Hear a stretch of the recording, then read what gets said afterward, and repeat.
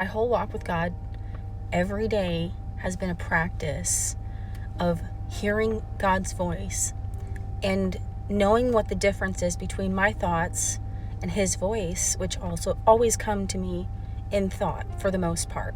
And I have been taught recently by the Holy Spirit. He's pointed things out to me, and he's shown me that I will hear God's voice a lot clearer. I'll hear the Holy Spirit speaking to me a lot clearer when I tune in without this particular static.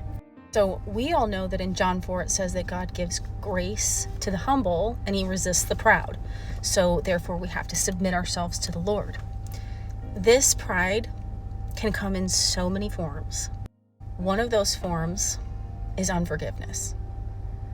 If we have any bitterness with anybody in our real life, anybody on social media, anybody that we are frustrated with at all, and we are absolutely refusing to acknowledge that with God, to confess it to him, and to walk into obedience and forgive, if we're in that place, we are in pride.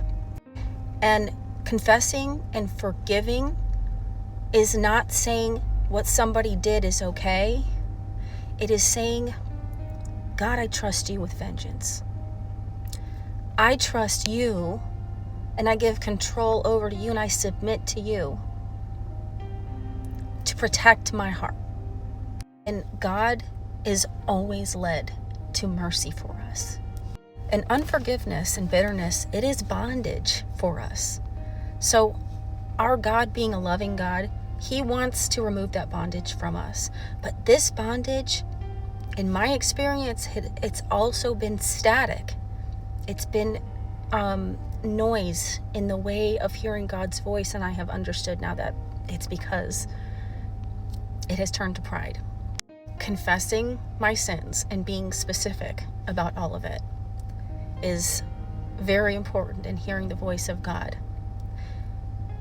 And it requires us accepting the fact that when we confess, God's possibly, most likely, going to tell us what we should be doing instead. And often we don't want to do what God tells us to do. So we're putting ourselves in his seat, and it is pride.